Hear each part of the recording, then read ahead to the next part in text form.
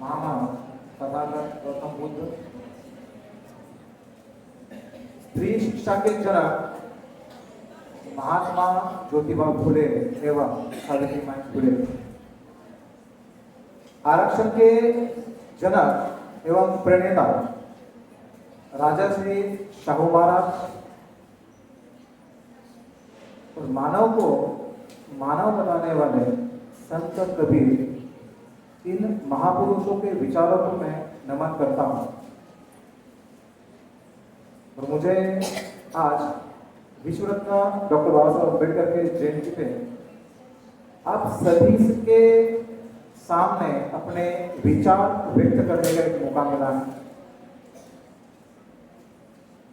आज के दिन बहुत सारे छात्रों ने अपने गीत से, नृत्य से एवं अपने भाषण से डॉक्टर बाबा साहब अम्बेडकर के विचारों को आपके सामने रखा, उनके कार्य को आपके सामने रखा।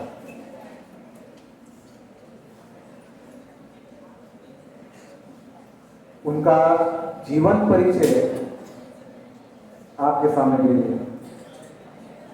इसके अलावा भी डॉक्टर बाबा साहब अम्बेडकर क्या थे?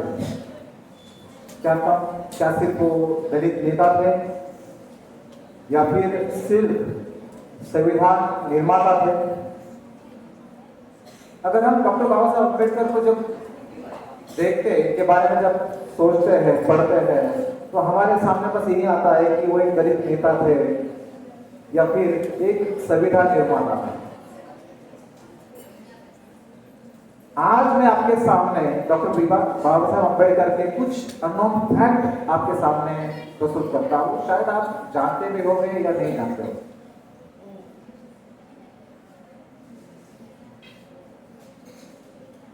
वे एक ऐसे समाज से जन्मे हुए थे जो समाज सालों से, हजारों सालों से कहीं ना कहीं दबा कुचला था। जिस बालक को क्लास के बाहर बैठ के पढ़ना पड़ रहा था, जिस बालक को संस्कृत पढ़ने से मना कर दिया था, उस व्यक्ति ने आगे चल एक संविधान, जो सभी विश्व में सबसे बड़ा लिखित संविधान माना जाता है, अपने अड़ोस पड़ोस के देश भी आज कहते हैं कि शायद हमारे पास भी बाबा साहेब जैसे एक महान नेता जन्म लेते, तो शायद हमारे पास भी एक अच्छा संविधान होगा। एक छोटी सी कहानी है, एक प्रसंग है। घर में एक मेहमान आते हैं। मेहमान आने के बाद उन्होंने देखा कि घर में डॉक्टर बाबा साहब अम्बेडकर की प्रतिमा लगी है। तो जो मेहमान आए थे उस घर में, उनको थोड़ा सा अजीब लगा। फिर भी उसे रहा नहीं गया। उसने पूछा कि महेश, वाई बाबा साहेब अम्बेडकर, तुम तो सवर्ण हो। उसके घर में है, वो फोटो देखने के बाद पूछा, वाई बाबा साहेब अम्बेडकर, तुम तो सवर्ण हो। उसने मुस्कुराते हुए जवाब नहीं दिया, लेकिन उसने कहा ये मेरे पत्नी ने लाया है। तो अजीब लगा। तो पत्नी ने लाया है तो उसको एक्सप्लेन करके उसने कहा कि मेरी पत्नी ने ये खरीद के लाया है, उसे हॉल में लगाया है। उसने कहा कि मेरे पत्नी की प्रस्तुति के लिए मुझे उसके 2 महीने की क्या मिली है? छुट्टी मिली है। कितने महीने की? 2 महीने, जो भी विद पे। जब आप बाबा साहब के कार्य अपने जीवन में लाने की कोशिश करोगे कि उन्होंने क्या किया है, रही बात छुआछूत की, तो ये इतना भयंकर रोग था कि समाज को लगभग पूरा नष्ट कर रहा था। मतलब आप कुत्ते बिल्लियों को छू सकते हैं, उनके संपर्क में रह सकते हो, उनके सानिध्य में रह सकते हो, लेकिन एक दलित की छाया भी किसी के ऊपर पड़ती है तो वो व्यक्ति भ्रष्ट हो जाता है। और ये हजारों सालों से एक मनुष्य को इतनी यातना दे रहा था, इससे मुक्ति दिलाने का काम डॉक्टर बाबा साहब अम्बेडकर। इसके साथ साथ अगर हम बात करते हैं हिंदू कोड बिल की, हिंदू कोड बिल की चर्चा इतने जोरों शोरों से हो गई थी उस समय कि हिंदू कोड बिल है क्या है क्या। जब आप ऑफिस में बैठे हो, 5 बज गए हैं, आपने घड़ी की ओर देखा है, 5 बज गए, 8 घंटे खत्म, हमें घर जाना है, 1 मिनट भी एक्स्ट्रा काम करने की इच्छा नहीं है। That's why doctor Baba Saheb Ambedkar, why not Ambedkar? जब आप 8 घंटे काम करने के बाद सोचते हो कि मुझे काम नहीं करना है, तो ये किसकी बदौलत है? जब काम के 18 से 12 और 12 से 8 घंटे का समय कर दिया है डॉक्टर बी आर अम्बेडकर ने, तो सोचो, दैट्स व्हाई अम्बेडकर। जब प्रस्तुति के लिए किसी महिलाओं को 2 महीने की या अधिक समय के लिए उसे विद वेतन छुट्टी दी जाती है, दैट्स व्हाई अम्बेडकर। बस में जाते हैं तो पहले देखते हैं कि महिलाओं के लिए सीट कहां खाली है, दैट्स व्हाई अम्बेडकर, क्योंकि वो सीट आपके लिए वहां है। आज हम एक साथ अनेक जाति धर्म के लोग एक साथ एक क्लास में शिक्षा ले रहे हैं। हम ये नहीं पूछते हैं कि कौन किस जाति का है, दैट्स व्हाई बिकॉज अम्बेडकर। क्योंकि शिक्षा लेने का अधिकार किसी एक विशिष्ट वर्ग के लिए था, आज शिक्षा लेने का अधिकार सभी को दिया है। कल परसों एक मूवी देखी थी जय भीम, आपने देखा होगा। उसमें जो गरीब है, जो दबा कुचला है, उसे किस प्रकार से समाज से अलग रखा जाता है। आपको 2 मूवी दिखाने के पीछे वही कारण था कि शायद देखो, कुछ समय पहले की बात देखो कि आपको कोई धक्का मार के गिरा रहा है कि ये आपका अधिकार नहीं है। आज ऐसे अनिष्ट रूढ़ी परंपराओं को उन्होंने क्या किया है, तोड़ दिया है। फिर हम सोचते हैं कि बहुत बार हम सोचते हैं, क्योंकि हम सुनते हैं, उसके बारे में जानते नहीं है कि कहा जाता है कि डॉक्टर बाबा साहब अम्बेडकर जो है हिंदू विरोधी थे। अगर हिंदू विरोधी थी तो वो चाहते थे कि हिंदू स्त्री की जिस प्रकार से, जिसे बाल विवाह हो गया है, सती प्रथा हो गई है, केश वपन हो गया है, ऐसी अनेक रूढ़ी परंपराओं को उन्होंने क्या किया है, एक संविधान के माध्यम से स्त्री को स्त्री का दर्जा दिया है। जब बात आती है संपत्ति का अधिकार की,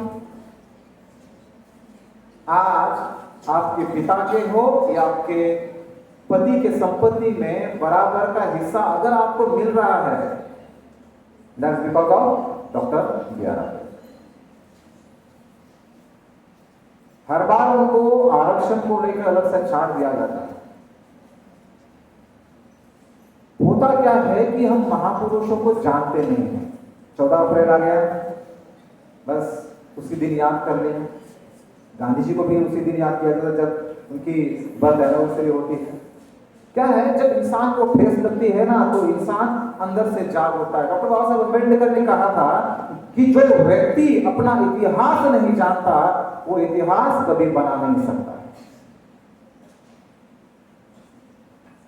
गांधी जी का किस्सा सुनाते हैं, अफ्रीका में चले गए थे। अफ्रीका में उनको ट्रेन से धक्का मार के नीचे गिराया था। पता है क्यों? क्योंकि उनको गलत फहमी हो गई, ये तो क्या है, काले है। क्योंकि अफ्रीका में वहां पे काला और गोरा इस प्रकार का भेद था। जब ठेस लगी तो उन्होंने वहीं से आंदोलन स्टार्ट कर दिया। ये भेदभाव नहीं रहना चाहिए। जो हजारों साल जिन लोगों ने इसको सहा है, एक अकेला व्यक्ति ऐसा जन्मा जिन्होंने पूरे भारत का भविष्य आज बदल दिया। आप अगर इतिहास के पन्ने थोड़े खोल के देखोगे तो उसमें देखेगा कि राजा का बेटा राजा बनता था, राजा का बेटा राजा बनता था, राजकुमार ही राजा बनता था। लेकिन आज ये समय आया है कि राजा का बेटा राजा नहीं बनेगा, राजा वही बनेगा जो क्या है, उसके काबिल है, जो क्या है, उसके काबिल है। और इसीलिए तो एक आम से आम व्यक्ति पंत प्रधान बन सकता है, एक आम से आम व्यक्ति राष्ट्रपति बन सकता है। ये है पावर ऑफ एजुकेशन, ये है पावर ऑफ कॉन्स्टिट्यूशन। अगर हमें महापुरुषों को जानना होगा तो उसे एक किसी जाति में या धर्म में बांधना नहीं होगा। अगर वे चाहते तो एक अकेला समाज आगे लेके जाते, लेकिन नहीं, उन्होंने हर किसी की सोचा, क्योंकि पता है कि आज के समय में हर धर्म में, हर जाति में क्या होता है, जिसके पास पैसा है वही आगे बढ़ रहा है, जो दरार है गरीब गरीब होता जा रहा है और अमीर अमीर होता जा रहा है। शिक्षा पे सभी का अधिकार होना चाहिए। स्पर्श ने कहा कि अंबेडकर ने कहा था कि शिक्षा सभी के लिए खुली होनी चाहिए, सबसे सस्ता या फ्री एजुकेशन होना चाहिए। लेकिन आज के समय देखे प्राइवेटाइजेशन होने के कारण शिक्षा महंगी होनी चाहिए, और वही समय फिर वापिस आ रहा है, जिसके पास पैसा रहेगा वही शिक्षा को प्राप्त करेगा। इसीलिए कहीं ना कहीं हमें सोचने की जरूरत है, जो समाज में कोई दरार होती है कि हम अंततः मनुष्य है, हमें मनुष्य को मनुष्य की तरह व्यवहार करना चाहिए, उसके साथ रहना चाहिए। जब ये आपके दिमाग में आएगा तब आपके दिमाग में कोई जाति आएगी ना कोई धर्म आएगा। इसलिए कॉन्स्टिट्यूशन में पहले कहा है, we are Indians firstly and last.